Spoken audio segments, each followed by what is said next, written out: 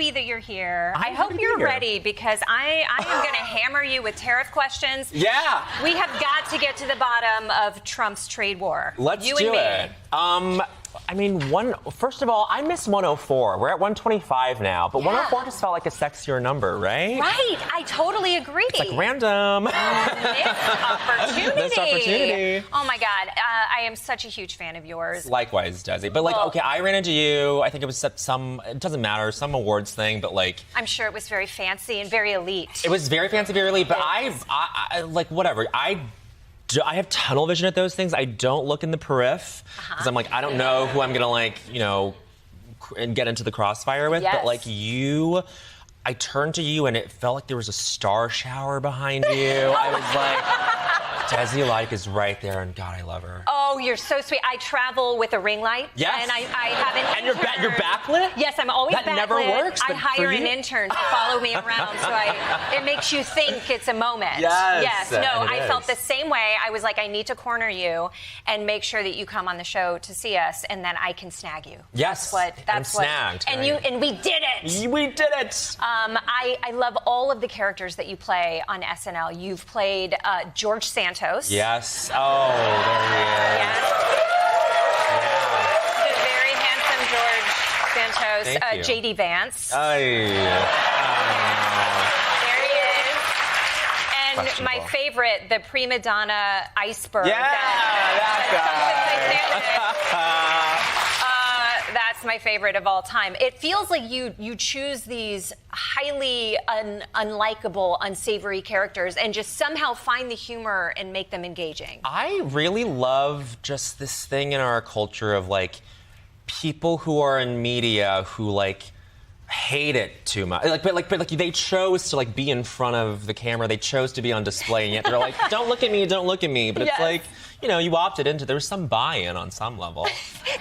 The idea that the iceberg is a victim in all of this. Totally. Like, that's very. And isn't he? He was just sitting there. I mean, what was he doing? Yeah. It wasn't really his fault. And by now he's gone. He's melted away with climate change. What was the moment when you were asked to play JD Vance? Lauren asked you, and what did you say? Lauren asked me, and I said, "Please, please, please don't make me do this." Why? I really find him challenging. First of all, God's honest truth, I really do my best with him, but every time I have to play him, I go to Lauren and I say, you can do a buyback. You don't have to stick with me. You can please reach out to Zach Galifianakis. Please reach out to Taron Killam. But no, that's my charge. So how did you find your way through him? Was it a challenge? It was. Oh my gosh, you really are grilling me. We'll get to the tariff. I love it. No, you know what? I worked with. You guys are gonna roll your eyes. I worked with like an accent coach. We had to find the middle between like Appalachian but Ohio. Like we really had to like find the right. This. Yeah, and like I was like, I don't want to screw this up. Like I have such an uphill battle here. Like I've got my almond eye. I like this, and everyone in America is gonna be like, this Asian guy is playing that guy. Like I was like, I really gotta nail this down, and I'm just telling you guys. I'm doing my best, okay? No.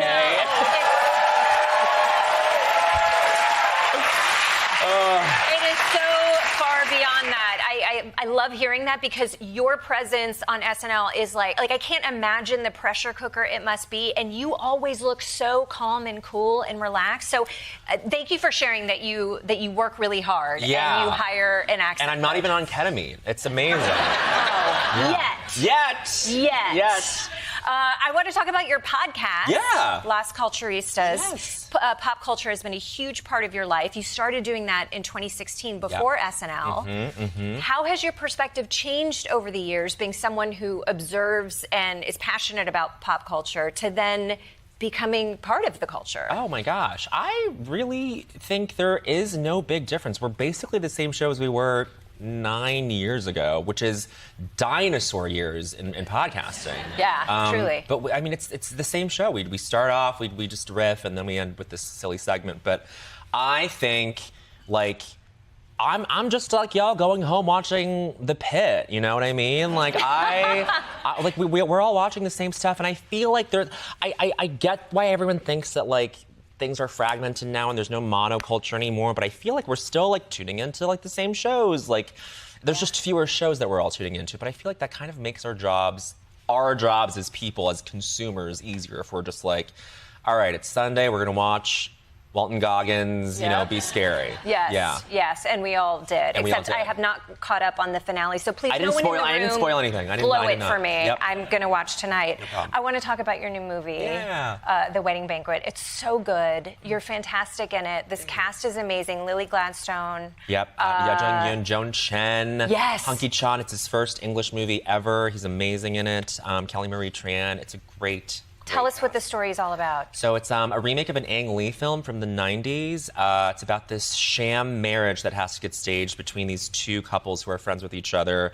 The lesbian couple needs an IVF treatment. The Korean guy, my boyfriend, needs to just stage this wedding so that his parents in Korea, his family in Korea doesn't find out. He's really wealthy. He offers to pay for the IVF treatments, and my character kind of gets sidelined, and he's like, how do I fit into this? And it's so fun. It's a warm hug of a movie. You'll all love it. I promise. It's great. It is. It's a rom-com. You're bringing the rom-coms back. Yeah. Finally. We need more. It's me. Oh my gosh.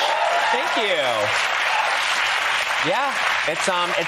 It's me, Glenn Powell, and Sydney Sweeney. We're all on the front line. That's a movie I'd like to see, actually, if you can make that happen. Yes. A throuple with the three of you. The movie, as you said, centers around a sham marriage. Yes. Have you thought about who you would want your sham wife to be? Yeah. For a green card? Like, if you had to totally. in that situation? Let's see. Who needs one? But who wants to come here anymore? You know what I mean? That's a fair point. I'm gonna say. Would she be like a blonde in Late Night, or like if you could choose anyone? I feel like you're spoken for. So. I feel like right, but she would absolutely be a blonde. No. As you were. As I was. You know what? I would really take any. I'm a self-proclaimed boob gay. I love a buxom bosom. Yeah, I appreciate that. So yeah, as long as you're stacked, I'll marry you. Yeah, I love that. Most respected chefs in America. Wow, Thanks for coming on the show. Good. Great to meet you. Likewise. Great person as well. Your book, cookbook and memoir. Right. You've managed to trick us into reading about your story in between. you kind of hide it in between these recipes here, and it's well written. I encourage everyone to go read it. You know, for a chef, the stereotype is everyone's very angry, but you write this with so much love. What is the real you? Well, is it this? It's this. This is it. Yeah, that's it. Yeah. Because I know this is kind of like a hacky question, but I just got to ask it because you also bring up in the memoir when you were up and coming, you're being trained by these legendary chefs. The training in the kitchen was pretty hardcore, and yeah, it was. People yelling at you, well, people were yelling, but I think there's a reason for that, and especially when I was in France working, I got a sense that they couldn't communicate any other way. That was the only way they could actually get a point across. Right, the was French just yelling and screaming, yeah, and so you got used to it. Right, but I mean, even in America, you're training in America, oh, yeah, same thing. The American chefs, same thing though. It was the so I guess my question to you is like, I mean, they were yelling at you in a different language. It was just, yeah, is. It doesn't matter, right? Exactly, yeah. Because I feel like I don't know enough about cooking at all, but with comedy, I feel like there is a certain amount of toxicity that you need to endure to get good at this, you know? And so do you feel the same way with cooking, you know?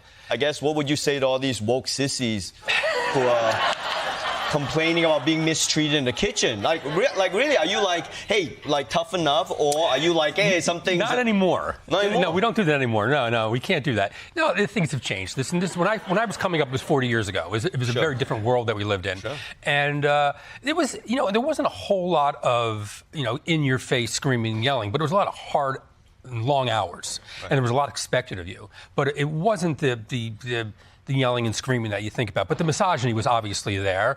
The sort of machismo, of the kitchen. You burnt yourself. That was a badge of honor. How many times you burnt your arms and things like that. And so, but I think a lot of that's going away. Right, Yeah. but I guess the question again to you is like, is it going away is it good that it's going away, or do you feel like something's missing in the transfer of knowledge, or? No, I don't think anything's missing in transfer of knowledge. I think that it's going away for the right reasons. You know, the idea of getting someone to do something through intimidation doesn't really work. I mean, maybe it works in the military. I have no idea, but it certainly isn't necessary to get your point across. And I think also, if you look back to chefs that were running kitchens. So to interrupt you, actually, I spoke to a military guy about this because I'm as a Asian person who grew up in Singapore, Malaysia. I've been yelled at my whole life to where learning was being yelled at. Right. And I asked the military guys about this. In the U.S., I mean, small sample size, but one of the U.S. military guys said that when you're yelling, you've already lost control. You lost them, exactly. You lost control. Meaning you shouldn't be in that situation in the first place. You don't have to be. I think it's a matter of 40 years ago, the chefs that were working in kitchens, they weren't able to communicate exactly what they were looking for. And so they were running around and screaming the whole day because they thought that was the way that you had to motivate people, because that's the way they were motivated. And it's somewhere along the lines, I mean, for me, and I think I mentioned this in the book. Yeah, with Thomas Keller. Well, that was different. That was Sorry, more. I'm going to interrupt you. You go. Yeah, that was more psychological nonsense that he was playing. He played a lot of games. I mean, he's a great chef. But I just had an issue with the way he was talking to me. I promised myself at a certain point, if I got a restaurant, that I wasn't going to sort of, the things that the way I was treated, I was going to break that. I was going to do something different. And did I lose my temper at times? Absolutely. But nowadays you kind of walk away. Before you lose your temper, you walk away.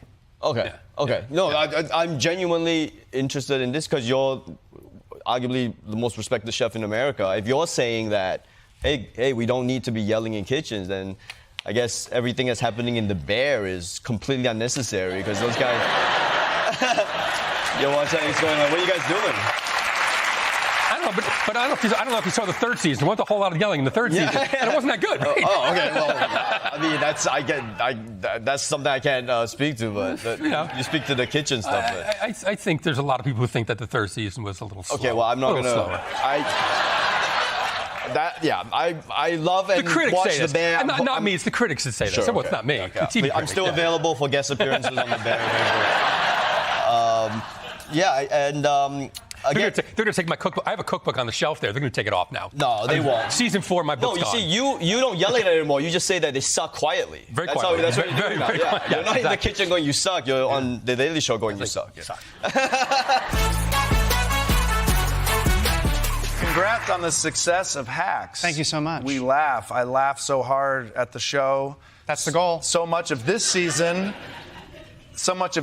is about acquiring or attempting to get a late night show. Yes. Did you reach out to people in late night? Did you not have my email and you were nervous? And then you got it, but then you still didn't want a cold email? How did it work? You know, I know you have a lot going on. Yeah. You have a lot of news to read. You have a lot of things to do. So we had a bunch of consultants on the show that had worked in late night. Yeah. So Okay. we had a peek behind the curtain from our writers. Because it is, I mean, I feel like you're writing about the comedy industry and it's singing to me. Oh. But then I'm going, is the rest of the country also understanding and laughing at all this? But it feels like you've really done that. That's good. How have you created a show about show business that my friends in Michigan like also? Wow. And they're idiots. I love them. No. I think because it's a show about people who have been kind of cast aside by the industry, Yeah. I think it's really relatable because you know what it's like, or a lot of people know what it's like to be on the outside of something and want to break into it. Yeah. And this woman, Deborah Vance, played brilliantly by Jean Smart, is this Vegas stand-up and kind of had to carve out her own path outside of show business. So I think because of that, people who want to do creative work or people who want to do something and have a craving for something really understand that want. Her drive, her ambition, yet her selfishness. Yeah. That's one thing I also got to ask you about. Does one have to be selfish to be successful? I'm asking myself that question. But it comes up in Hacks. Oh, yeah, it's a major theme. I hope not, because I'm an angel. So I hope you don't have to be. But, I think you have to be selfish to a certain degree in that if you are somebody like the characters in the show, you have to really be married to your work. It's like really all about devoting yourself 150%. So in that way, I think, you kind of do sacrifice things in your life. Was it important for you to create a show where where women from different generations are interacting? Because that's one thing that when I was looking at Hacks and not just laughing with it, and I was like, holy shit, these are just two totally different age groups interacting, which is pretty rare on TV. Yeah, I mean, that was the thing for us, is we had never seen a show, I mean, other than maybe Mother-Daughter or something, where there were two people that were so different that became friends. Yeah. So that was really one of the most interesting parts of the dynamic. Yeah. Also, it let us explore different ideas from their frame of reference, which would be so different. Yeah. And so we can do that over and over again in a way that hopefully is, sensitive to both of their points of view. Nobody's ever 100% right. Yeah. You know. Well, that is what's fun. Is as soon as I'm liking Deborah, she breaks my heart, and then So you've done that very well. Thank you. Hacks. That term in stand-up comedy, it's an insult. It is. It means you are telling old jokes. You're not being creative. Right. How do you know? Exactly. Honestly. Edit that. I know because I'm fearful of it. Yeah. You're the worst thing you can be called is a thief. Oh. The second worst thing you can be called is a hack. Yes. So how did this term in the title happen? And sometimes I wonder if it's accurate for the show. Am I right to question that? No. Okay.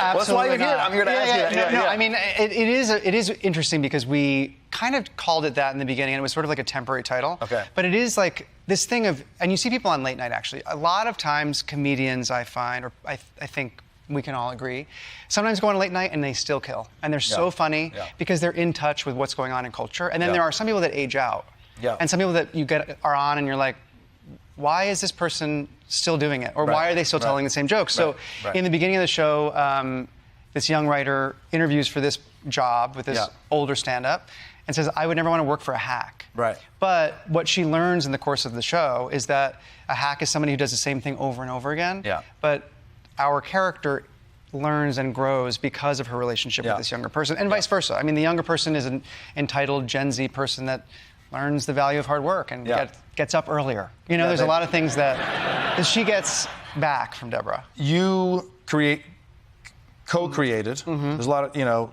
you write on it. Yeah. You've directed, right? Yep. And you're in it. Yeah. That's a shitload of stuff. Too much. Too much stuff. Too much, yeah. Wearing all the hats. How do you compartmentalize? Is it too many things? They all kind of go hand in hand for me. I mean, being able to perform is the most fun, but also having written it, it gives it a little bit more of a freedom and an effortlessness when I am performing. Yeah. Directing is something that, I think when we write visually and we think about the way that the show looks and how it's composed. And so that is also something that feels like it's just integral to the work, but it is the hardest part. Directing is hard. Directing is really hard. Yeah. Because you have to think about time, and there's a whole crew of people that are making this thing happen, and you're deciding if you can move on or you get another take. It's just like that stuff is much less fun than saying lines. I mean, you're also dealing with talent, but in yourself, you're dealing with yourself. Yeah, and that's the hardest. You ever think about that? Yeah. Like this guy Paul is such an asshole to the director. Absolutely. Right. And that director's. I am the most demanding of the director, and I'm the hardest on the actor Paul. Right. Yeah. Sure, exactly. There's a line in episode 1, season 3, where you're at the JFL Just for Laughs festival, which rest in peace. Rest in peace is now bankrupt. Yeah. But there's young people at the bar, and one of them's looking around, and he says, "God, it feels so 80s in here." Yeah. And I laughed out loud. Who wrote that, and what does that line I have to tell you that was improvised by that actor. Are you serious? Yes, I give credit where credit is due. Wow. Yeah. Well, yeah. Shit. Thank So you. now he's a co-writer. Now he's a co-writer. Yeah. Jordan improvised that. Okay. And that's the thing we try, because myself, my wife Lucia Agnello, and Jen Statsky, who created the show, we all come from improv and sketch comedy, and so when somebody brings something to the role that makes it better, we're like, great, let's use it. So we're constantly adapting on set. I feel like you and your co-star in the scene that showed are improvising a fair amount. Is that accurate, or does it just feel so natural? Yes, but in the scene that you just saw, that was completely scripted. It was. That was very, very scripted, because there were so many, that woman who was taping us had to there was a lot of moving parts to that scene, but we do improvise a fair amount. That's great. Megan. That, I told you backstage, but that episode really resonated with me because as a comic, it's like, get to JFL, get to Just for Laughs, and holy shit, you guys nailed it so well. Thank you. But there's also a little bit of a dig there on this show called On the Contrary that Hannah's character plays. Yep. And it's a man wearing an Uncle Sam hat, and they're talking about how important comedy is, and how it changes society. Oh, yeah. And I'm watching it, and I'm looking around here, and I'm seeing the red, white, and the blue. Yeah. And then I was thinking, one of the things I like about Deborah's comedy is that it isn't always important. It isn't always changing the world. And I want to know what your thoughts are on, is comedy important? Is it meant to be? Does it need to be? Can we just do a joke where we do fart noises in our armpits sometimes? My favorite joke. My favorite joke. I think comedy is important, even if it's not satire and it's not political comedy. I think it's important because I don't know, that thing of like getting together with people and laughing, it does bring people closer together. I know that sounds so woo-woo, but it's true. I mean, don't you guys feel connected? Yeah. Don't you guys feel like... Yeah, it was fun. Was the Daily Show in there when you were thinking about that? There's DNA in the Daily... there's absolutely Daily Show references in there. Speaking of the Daily Show, tell us quickly, you have a little bit of experience in this building. Well, I met Ilana Glazer from Broad City, who I worked with on Broad City, on the street because we both auditioned to be on-camera interns on the Daily Show. Right. And neither of us got it. That's why I made him bring it up, because, But that's okay. It's okay. I do love that. It worked out. Yeah. That's where you met her? That's where we met on the street. She had met my wife, Lucia, and she said, "Hey, you're Paul." And I said, "Yeah?" And she said, "I know Lucia, and I'm just like her, but 3 years younger." And I was like, is this a time travel thing? It was very, but you know what? That's very Ilana. It's kind of classic Ilana. That's so funny because this is also part of the reason why everybody I meet on the street, I keep in touch with for years. Yeah. Because you never know. I just have to say, I am so grateful for this show. Thank you for establishing once and for all that the female orgasm is, in fact, real. Yeah. Oh, yeah. Answered our question. Yeah, it can happen. It can. Yeah. It really can. Yes. And it does eventually happen for Molly. No, sorry to spoil. Oh, yeah. Is that a I mean, spoiler? the show's been out. The show has been out. Yeah. This is true. Yeah. Congratulations on your Emmy nomination. Thank you very much.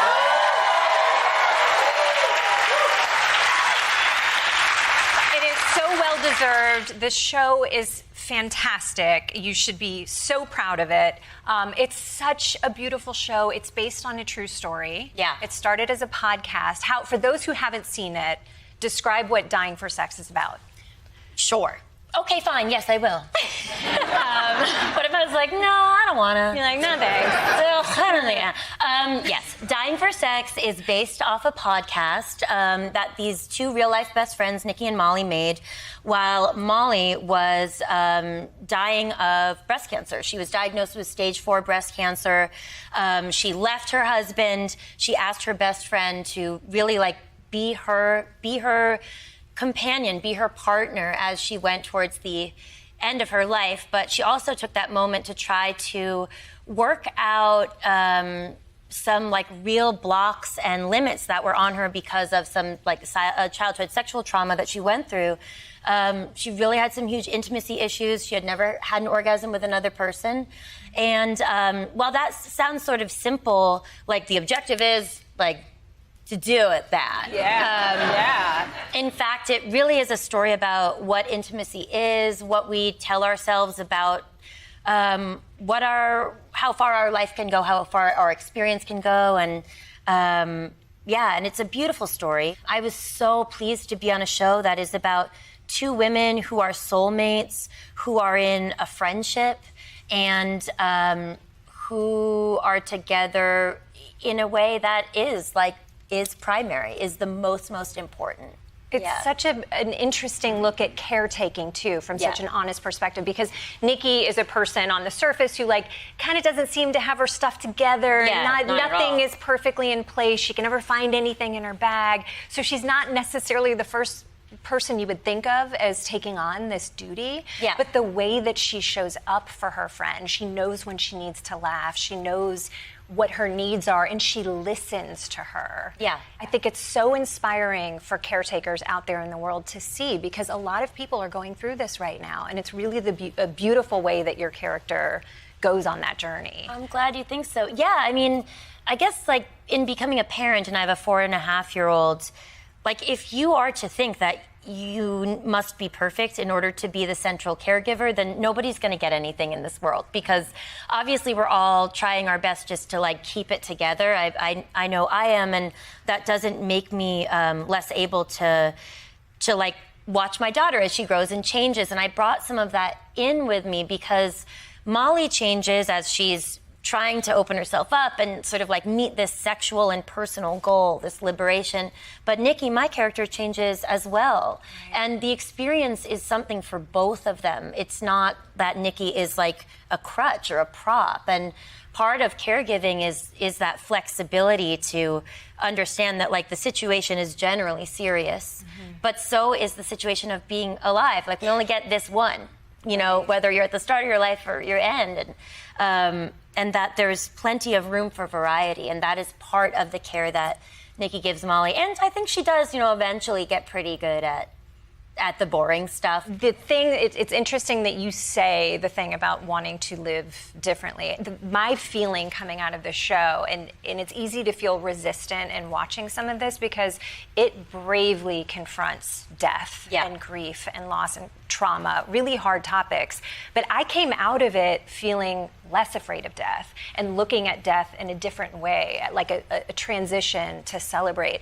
Did this show change the way that you view death, caretaking, grief? Yeah, completely. I think one thing is that Molly's character, the sexual abuse she went through as a kid really stopped a big part of her. And that in itself is sort of a death. But she and Nikki are powerful enough in their friendship and their love to like truly create like to resuscitate something, to help her live again. And I exited the show being like, oh, right, I want to make sure that every moment of my life is as alive as possible, that there are, you know, very few dead ends, and that every experience that I have, even if it was hard or like totally bad, can be repurposed as a resource eventually for, you know, just like how to be more alive, how to make progress. And I also stole a lot of the sweatpants that my character wears. As you should, that wardrobe. They were really good. They were like the good ones. Yeah. And I was like, do you think we have reshoots or what's like happening with these? Because they were good. In the spirit of Molly and dying for sex, do you have anything on your bucket list or your list? I don't know how to make a croissant. Oh. Well, you know how to pronounce it. Yeah, big time. Honestly, yeah. Merci beaucoup on that. Yeah, I would like to learn how to do that. And I've never been to Japan. Oh. Yeah. And I've always wanted to switch to the Diva Cup, but I've been doing tampons for a long time. Let me tell you, I am with you on this. Yeah. I am with you on this. It is a brave expedition, let me tell you. I mean, if I die with a tampon up there, what a waste. Oh, God. What a story to tell, though. Here's to the Diva Cup. Hey. Here's to the Diva Cup. All episodes of Dying for Sex are streaming now on Hulu. Jenny Slate!